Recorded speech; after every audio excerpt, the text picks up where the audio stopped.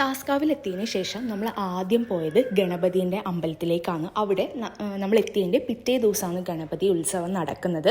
അപ്പോൾ അന്ന് പോയി കഴിഞ്ഞാൽ നമുക്ക് അമ്പലത്തിൻ്റെ അകത്തൊന്നും അങ്ങനെ വൃത്തിയിൽ തൊഴാൻ പറ്റില്ല, കാരണം നല്ല തിരക്കായിരിക്കുന്നു കണ്ണൻ പറഞ്ഞു. അതുകൊണ്ട് തന്നെ നമ്മൾ തലേന്ന് തന്നെ പോയി കുറച്ച് സമാധാനത്തിൽ അമ്പലത്തിൽ തൊഴുത് ആൾക്കാരൊക്കെ കുറച്ചുണ്ടാവുന്ന സമയം നമുക്ക് കുറച്ചും കൂടി സമയം നമുക്ക് അമ്പലത്തിൽ സ്പെൻഡ് ചെയ്യാൻ പറ്റുമല്ലോ. അതുകൊണ്ട് നമ്മൾ തലേന്ന് പോയി.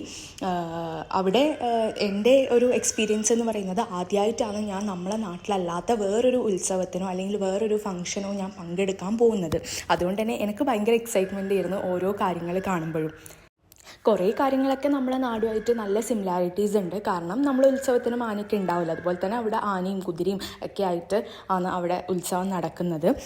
പിന്നെ എനിക്ക് ഈ കാര്യങ്ങളൊന്നും അറിയാത്തതുകൊണ്ട് കണ്ണൻ ഈച്ച് ആൻഡ് എവറിത്തിങ് എനിക്കിങ്ങനെ എക്സ്പ്ലെയിൻ ചെയ്ത് തരികയായിരുന്നു. അപ്പോൾ അവിടുത്തെ ആൾക്കാർ ഒരു സ്പെഷ്യാലിറ്റി എന്ന് പറയുന്നത് അവർ കല്യാണത്തിനോ അല്ലെങ്കിൽ എന്തെങ്കിലും ഒരു ഇമ്പോർട്ടൻറ്റ് ഫംഗ്ഷൻസിനൊക്കെ ഈ തലയിൽ ഇങ്ങനത്തെ ഒരു തൊപ്പി അല്ലെങ്കിൽ അങ്ങനെ ഒരു തലപ്പാവ് അവർ ഉപയോഗിക്കാറുണ്ട്. അതൊരു മഹാരാഷ്ട്രീയൻ കൾച്ചറാണെന്നാണ് എനിക്ക് മനസ്സിലായത്. അതുപോലെ തന്നെ അവർ ആ തേരിൽ ശരിക്കും ഗണപതിനെ നിങ്ങൾക്ക് കാണുന്നുണ്ടാവുമെന്ന് ഞാൻ വിചാരിക്കുന്നത്. ഗണപതിനെയാണ് അവർ ആ തേരിൽ ഇങ്ങനെ കൊണ്ടുപോകുന്നത്. അതിങ്ങനെ ഒരു റൗണ്ട് എന്തോ ചെയ്ത് തിരിച്ച് അമ്പലത്തിലേക്ക് തന്നെ വരും എന്നാണ് കണ്ണൻ പറഞ്ഞത്. നമ്മൾ കുറച്ച് നേരം അവിടെയെല്ലാം നിന്ന് അമ്പലത്തിൻ്റെ അകത്തൊക്കെ കറങ്ങി. പിന്നെ നമ്മുടെ നാട്ടിലുണ്ടാവുന്ന പോലെ ഉത്സവത്തിന് നമുക്ക് ഒരുപാട് ചന്തകൾ അല്ലെങ്കിൽ അങ്ങനത്തെ ഷോപ്സ് ഉണ്ടാവില്ല, അതുപോലെ തന്നെ അവിടെയും അത് സിമിലർ ആയിരുന്നു. ഒരുപാട് ഷോപ്സ് അവിടെ ഉണ്ടായിട്ടുണ്ടായിരുന്നു. അമ്പലത്തിൻ്റെ സൈഡിലുള്ള ഷോപ്സിലൊക്കെ ഏറ്റവും കൂടുതൽ ഞാൻ കണ്ടത് മോത്തക്ക് അങ്ങനത്തെ കാര്യങ്ങളായിരുന്നു. ഇതാണ് അവിടുത്തെ ഫേമസ് ആയിട്ടുള്ള തേര്. അതായത് നെക്സ്റ്റ് ദിവസം ഉത്സവത്തിന് ഈ തേരാണ് ഒരു സൈഡിൽ നിന്ന് വേറൊരു സൈഡിലെ അമ്പലത്തിലേക്ക് അവർ വലിച്ചു കൊണ്ടുപോകുക. ആൾക്കാരാണ് മൊത്തം വലിക്കുക. നെക്സ്റ്റ് ദിവസം ഈ തേര് മൊത്തം ഡെക്കറേറ്റ് ചെയ്തിട്ടായിരിക്കും ഉണ്ടാവുക. പിന്നെ അവിടെ നിന്ന് ഞാൻ പറഞ്ഞില്ലേ ഒരുപാട് ചെറിയ ചെറിയ കടകളൊക്കെ ഉണ്ടാവും. ആ കടേൻ്റെ ഇടയിൽ കൂടെ നമ്മൾ പോകുന്നത് കണ്ണൻ്റെ കസിൻ്റെ വീട്ടിലേക്കാണ്.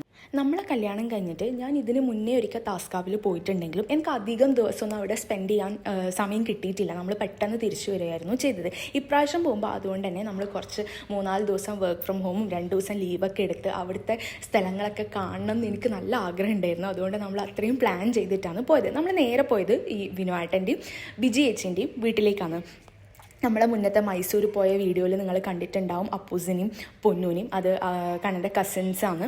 അപ്പോൾ അവരെ വീടാണിത്. അവിടെ പോയപ്പോൾ വിജയിച്ച് നല്ല ചൂട് പഴംപൊരിയൊക്കെ ഉണ്ടാക്കി തന്നു. അതൊക്കെ തിന്നു കഴിഞ്ഞതിന് ശേഷം നമ്മൾ 4 പേരും കൂടിയിട്ട് വീണ്ടും ഒരു കറക്കത്തിനായിട്ട് ഇറങ്ങി. ഇങ്ങനെ കസിൻസിൻ്റെ കൂടെ പുറത്തു പോകുമ്പം വേറെ തന്നെ ഒരു വൈബാണല്ലേ. പ്രത്യേകിച്ച് ഇപ്പം എല്ലാവരും വലുതായി ഓരോരോ സ്ഥലത്തായതുകൊണ്ട് എല്ലാ സമയവും നമ്മൾ കാണുമോ അങ്ങനെയൊന്നും ചെയ്യുന്നില്ല. അപ്പം ഇങ്ങനത്തെ ഉത്സവം അല്ലെങ്കിൽ കല്യാണം എന്തെങ്കിലും സ്പെഷ്യൽ ഫങ്ഷൻസ് വരുമ്പം എല്ലാവരും ഒന്നിക്കുമല്ലേ. ആ ഒരു മൊമെൻറ്റ്സ് കൃത്യമായിട്ട് എൻജോയ് ചെയ്യാണ്ട് എങ്ങനെയാണല്ലേ.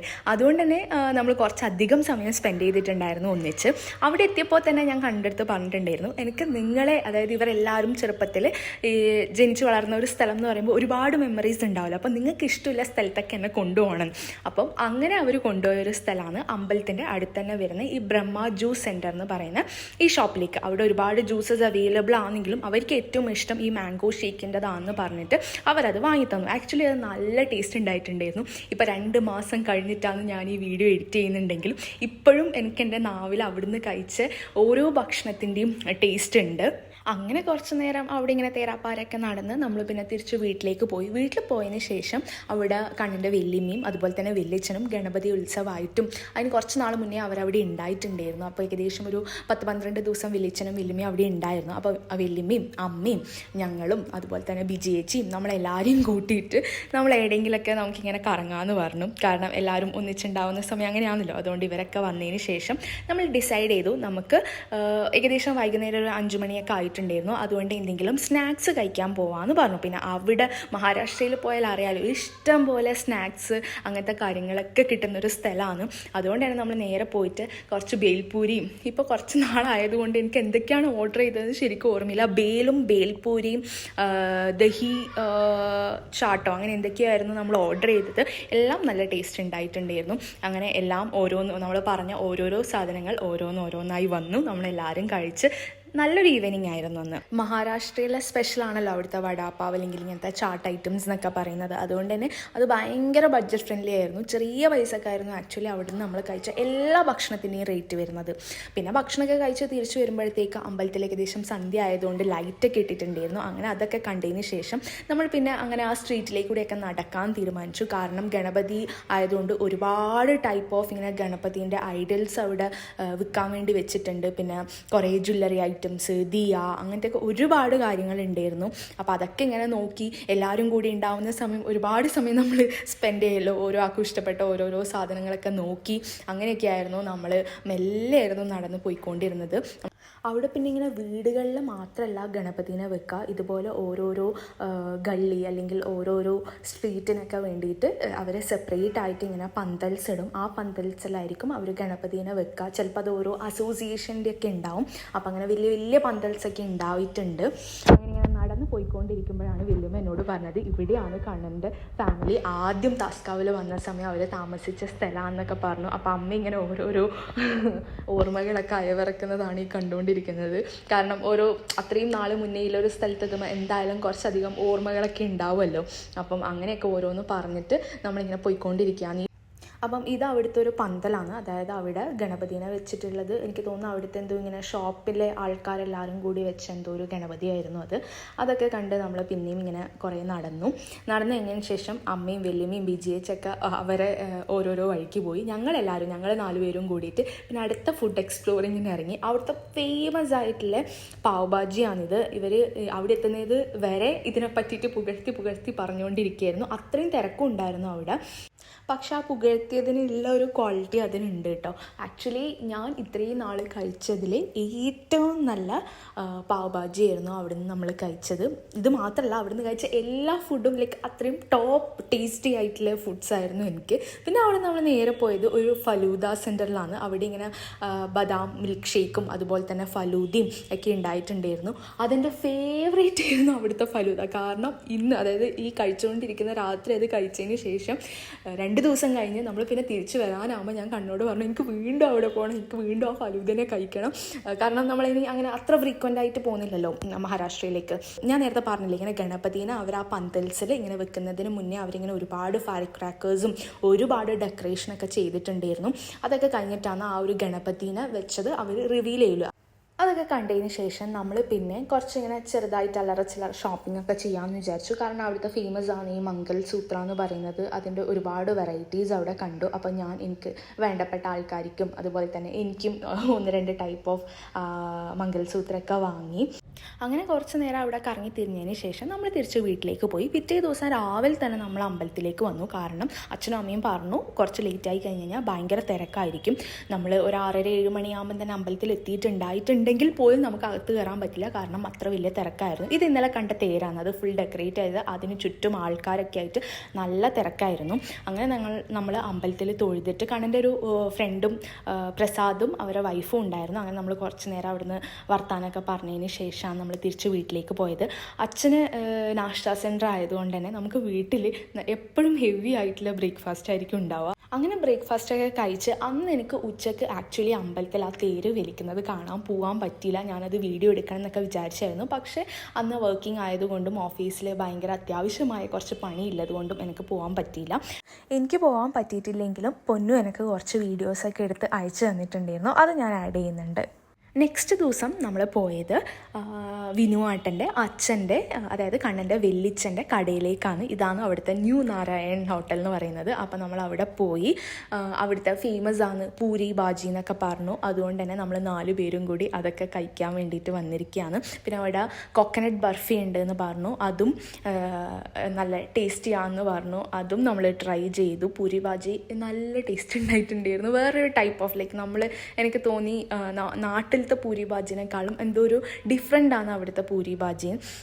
നമ്മൾ വീട്ടിൽ നിന്ന് ആക്ച്വലി നല്ല ഹെവി ആയിട്ട് ബ്രേക്ക്ഫാസ്റ്റൊക്കെ കഴിച്ചിട്ടാണ് വന്നത്. അതുകൊണ്ട് തന്നെ നമുക്ക് ഒരാൾക്ക് ഒരു പൂരി ബാജി പ്ലേറ്റ് കഴിക്കുക എന്ന് പറയുന്നത് ഭയങ്കര ബുദ്ധിമുട്ടാണ്. അതുകൊണ്ട് തന്നെ നമ്മൾ രണ്ടുപേരും കൂടിയിട്ട് ഒന്ന് ഹാഫ് ആയിട്ട് ഷെയർ ചെയ്ത് കഴിക്കുകയാണ് ചെയ്തത്. അങ്ങനെ അത് കഴിച്ച് കഴിയുമ്പോഴേക്കും അവിടുത്തെ വേറെ ഫേമസ് ആയിട്ടുള്ളൊരു സാധനമാണ് ബാലുഷ പറഞ്ഞിട്ടുള്ള ഈ ഒരു സ്വീറ്റ്. ഇതെനിക്ക് ഞാൻ ആദ്യമായിട്ടാണ് കഴിക്കുന്നത്. അപ്പം അവിടെ സെർവ് ചെയ്യാൻ വരുന്ന ഏട്ടൻ പറഞ്ഞു ഇപ്പം ഉണ്ടാക്കിയതാണ്, നിങ്ങൾ എന്തായാലും കഴിച്ച് നോക്കുക എന്ന് പറഞ്ഞാൽ അങ്ങനെയാണ് നമ്മളിത് വാങ്ങിയത്. നല്ല ടേസ്റ്റ് ഉണ്ടായിട്ടുണ്ടായിരുന്നു. ഒരു വേറെ തന്നെ എന്തിനാണിത് സിമിലാരിറ്റി പറയാമെന്ന് എനിക്കറിയില്ല, പക്ഷേ ഒരു സ്വീറ്റ് ഡിഷാണ്. നല്ല ടേസ്റ്റും ഉണ്ടായിട്ടുണ്ടായിരുന്നു. പ്രത്യേകിച്ച് ചൂടോടെ കഴിക്കുമ്പം അത് ഭയങ്കര ടേസ്റ്റി ആയിരുന്നു. അത് കഴിഞ്ഞതിന് ശേഷം നമ്മൾ പിന്നെ ഓരോരോ വഴിയൊക്കെ ഇങ്ങനെ നടന്ന് ഇവർ ഓരോരോ മെമ്മറീസൊക്കെ ഇങ്ങനെ പറയായിരുന്നു. സ്കൂളിൽ പോകുമ്പോൾ ഈ വഴിയായിരുന്നു പോയത്, ഞാൻ ഇവിടെയാണ് ട്യൂഷൻ പഠിക്കാൻ പോയത് എന്നൊക്കെ പറഞ്ഞിട്ട് ഇങ്ങനെ പറഞ്ഞ് നമ്മൾ നടന്നുകൊണ്ടിരിക്കുകയാണ്. അതിൻ്റെ ഇടയിൽ പ്രത്യേകിച്ച് നമ്മൾ കുറേ നാൾക്ക് ശേഷം നാട്ടിലേക്ക് വരുമ്പോൾ കണ്ണൻ അറിയുന്ന ഒരുപാട് ആൾക്കാർ വന്നിട്ട് സംസാരിക്കുന്നൊക്കെ ഉണ്ട്. അപ്പോൾ നമ്മൾ അങ്ങനെയൊക്കെ പറഞ്ഞിങ്ങനെ നടന്ന് പോയിക്കൊണ്ടിരിക്കുന്നത് കണ്ണൻ്റെ സ്കൂളിലേക്കാണ്. കണ്ണൻ പഠിച്ച KG അങ്ങനെ അതൊക്കെ പഠിച്ച സ്കൂളിലേക്കാണ്. ഇത് ആക്ച്വലി ഞാൻ നേരത്തെ പറഞ്ഞതുപോലെ കണ്ണന് മാത്രം സ്പെഷ്യലായിട്ടുള്ളൊരു വീഡിയോ അല്ല, കണ്ട കസിൻസിനും സ്പെഷ്യലായിട്ടുള്ള വീഡിയോ ആണ്. അതുകൊണ്ട് തന്നെ ഈ സ്കൂളിൽ പഠിച്ചത് കണ്ണൻ മാത്രമല്ല, കണ്ണൻ്റെ എല്ലാ കസിൻസും പഠിച്ച സ്കൂളാണ്. അനിയനും എല്ലാവരും പഠിച്ചത് ഇവിടെ തന്നെയാണ്. അവിടെ എത്തിയ സമയം അവിടെ വർക്ക് ചെയ്യുന്ന ആൻറ്റി എന്ന് പറയുന്നത് കുറേ നാളായിട്ട് അവിടെ ഉണ്ടായ ആളാണ്. അപ്പോൾ ഇവരെ കണ്ടപ്പോൾ മനസ്സിലായി. അങ്ങനെ അകത്തേക്കൊക്കെ വാന്ന് പറഞ്ഞ് നമ്മളെ വിളിച്ചു. കുറേ കുട്ടികൾ ഇങ്ങനെ പഠിക്കുന്നൊക്കെ ഉണ്ട്. അപ്പോൾ നമ്മൾ അതൊക്കെ ഇങ്ങനെ കുറച്ച് നേരം നോക്കിക്കൊണ്ട് നമ്മൾ തിരിച്ചു വന്നു. കലാപരിപാടികൾ എന്തൊക്കെയാണ്? അധികം നമ്മൾ പാർവതേച്ചിന്റെ വീട്ടിലേക്ക് പോകും. പിന്നെ അവിടെ കൊറേ വീഡിയോ ഗെയിംസ് എല്ലാം ഉണ്ടായിരുന്നു. പാർവതിയാണ് ഏറ്റവും മൂത്തത്? അല്ലല്ല, രണ്ടാമത്തത് പാർവതേച്ചി. അപ്പൊ ചേച്ചിന്റെ വീട് സ്കൂളിന്റെ അടുത്തായതുകൊണ്ട് നമ്മള് അവിടെ പോകും. വലിയ എന്തെങ്കിലും സ്നാക്സ് എല്ലാം ഉണ്ടാക്കും. പിന്നെ നമ്മള് വീഡിയോ ഗെയിംസ് കളിക്കും. കൊറേ നേരം അവിടെ തന്നെ ഉണ്ടാവും. പിന്നെ അവസാനം നമ്മള് വീട്ടുകാർക്കെല്ലാം തോന്നുന്നു മിക്കവാറും പിന്നെ പെരുതി വരാൻ തുടങ്ങും. നേരെ അങ്ങോട്ടേക്ക് തന്നെ വരും. വേറെ എവിടെ നിങ്ങൾ പോവാൻ സാധ്യതയില്ലാത്തതുകൊണ്ട്. ഇതാണ് താസ്കാവിലെ ബസ്. മഹാരാഷ്ട്രയിലെ മൊത്തത്തില് ബസ്. ഇതായിരുന്നു നമ്മളെ സ്നാക്സ് കോർണർ. മോസ്റ്റ്ലി ഇവിടെ നല്ല സ്നാക്സ് മേടിക്കല് പഠിച്ച് പെപ്സി ആ സിപ്പപ്പ് ഉണ്ടാവില്ലേ, ഒന്നെങ്കിൽ ഇങ്ങനെ ഇതിലേ കൂടെ എന്നെ നടന്നിട്ട് വീട്ടിലേക്ക് പോവാ. അമ്മ കൂട്ടിട്ട് കൊടുക്കും. ഇത് രാജാവിന്റെ മോൻ, പിന്നെ ഇത് രാജാവിന്റെ മോള്. അവരെപ്പം തേരിന്റെ മുകളിലുണ്ടാവും. ഒരു മിനിറ്റ്, ഇതുവരെ ആയിട്ട് അവിടെ പോയിട്ടില്ല അവര്. അപ്പൊ ഇതാണ് ഇതിന്റെ ബാക്കില് ആ കല്ലിന്റെ ഇതിന്റെ ബാക്കില്, കല്ലിന്റെ ബാക്കിലാണ് രാജാവിന്റെ വീട്. അതെങ്ങനെയാ പോലെ മിസ്റ്ററിയാണ് നമുക്ക്. അവിടെ എന്താ ഇല്ല, നമ്മൾ ഇതുവരെ പോയിട്ടില്ല. ആർക്കും അറിയില്ലേ? ആനയും എല്ലാം അവിടെ തന്നെ ഉണ്ടാവും. അവിടെ ഉണ്ടാവുന്ന പറയുന്നത്. ഞാൻ അവിടത്തേക്ക് പോലും അറിയില്ല.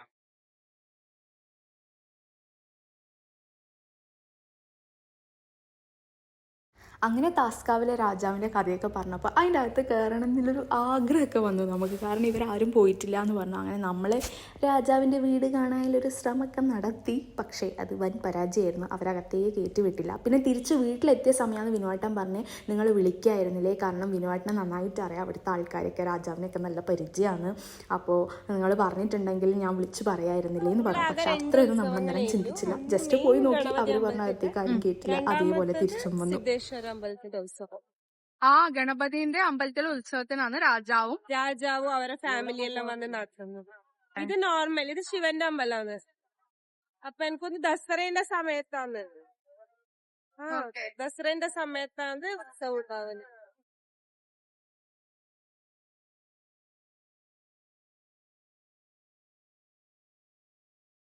ഈ കാണിക്കുന്നതാണ് അവിടുത്തെ പഴയ തിയേറ്റർ എന്ന് പറയുന്നത്. അതൊക്കെ ഇപ്പോൾ പൂട്ടി ആരും പോവാത്തൊരവസ്ഥയാണ്. പക്ഷെ അവർ പറഞ്ഞു പണ്ടത്തെ തിയേറ്ററാണ് ഇത് എന്നൊക്കെ. അങ്ങനെ അവിടുന്ന് നമ്മൾ നേരെ പോയത് ഓംകാറിലേക്കാണ്. അത് ഇവരെ അതായത് അച്ഛൻ്റെ ഒരു കസിൻ്റെ കടയാണ്. പക്ഷേ ആക്ച്വലി അവിടെ പോയ സമയം വെളിച്ചൻ ഉണ്ടായിട്ടില്ല. ലുമ്പു വെളിച്ചൻ എന്നാണ് നമ്മൾ വിളിക്കൽ. അപ്പോൾ ലുമ്പു വെളിച്ചൻ്റെ കടയായിരുന്നു അത്. ലുമ്പു വെളിച്ചൻ ആ സമയത്ത് നാട്ടിൽ വന്നിട്ടാണ് ഉണ്ടായത്. അതുകൊണ്ട് ലുമ്പു വെളിച്ചനെ കാണാൻ പറ്റിയിട്ടില്ല. പക്ഷേ അവിടുത്തെ ഫേമസ് ആയിട്ടുള്ള മിസൽ പാവും അതുപോലെ തന്നെ ഫ്രൂട്ട് സലാഡും നമ്മൾ മിസ് ചെയ്യാണ്ട് കഴിച്ചിട്ടുണ്ട്. നമ്മൾ കവിതേച്ചിനോട് പറയുകയും ചെയ്തിട്ടുണ്ടായിരുന്നു നമ്മളവിടെ പോവും ഭക്ഷണം കഴിക്കുന്നൊക്കെ. അടിപൊളിയായിരുന്നു. ലുമ്പു വെളിച്ചൻ്റെ ഫ്രൂട്ട് ഫ്രൂട്ട് സലാഡൊക്കെ ഭയങ്കര ഫേമസ് ആണ് നമ്മളെ ഫാമിലിയിൽ. കാരണം നമ്മളെ കല്യാണത്തിന്, എൻ്റെയും കണ്ണൻ്റെയും കല്യാണത്തിന് വീട്ടിൽ അന്ന് വൈകുന്നേരം ലംബു വലിച്ചൻ്റെ അടിപൊളി ഫ്രൂട്ട് സലാഡൊക്കെ ഉണ്ടായിട്ടുണ്ട്. പക്ഷെ അവിടെ പോയിട്ട് എന്തായാലും നമ്മളത് കഴിക്കണമല്ലോ. മുന്നേ അത് കഴിച്ചിട്ടുണ്ടെങ്കിലും അവിടുത്തെ സ്പെഷ്യൽ എന്ന് പറയുമ്പോൾ നമ്മൾ എന്തായാലും കഴിക്കണ്ടേ. ഓൾറെഡി കുറേ കാര്യങ്ങൾ കഴിച്ച് നമ്മൾ വയറ് ഫുൾ നിറഞ്ഞിട്ടാണ് ഉണ്ടായത്. പക്ഷേ we don't want to miss this ഇത്രയും അടിപൊളിയായിട്ടുള്ള ഫുഡ്. അതുകൊണ്ട് നമ്മൾ അതും കൂടി കഴിച്ചിട്ടാണ് തിരിച്ച് വീട്ടിലേക്ക് പോയത്.